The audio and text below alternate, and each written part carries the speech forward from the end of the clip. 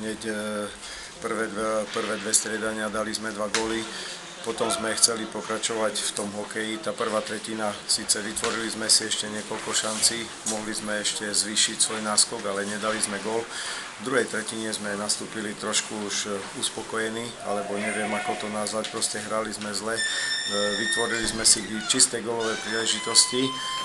Ak ich spočítam, tak narýchlo bolo ich 4-2 nájazdy a dvakrát sme tam nedali gól do prázdnej brány. Super to využil. Hneď hrali sme dvakrát v zápase oslabený 5-3.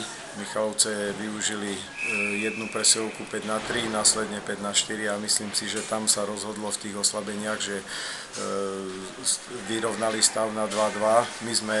My sme tie góly nedali, no a v poslednej tretine opäť sme urobili tam šancu, Michalovce dali gól, potom sme už len ten výsledok naháňali.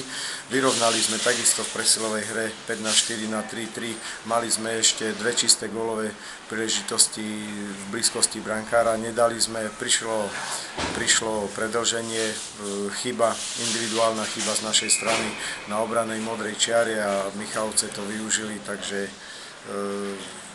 myslím si, že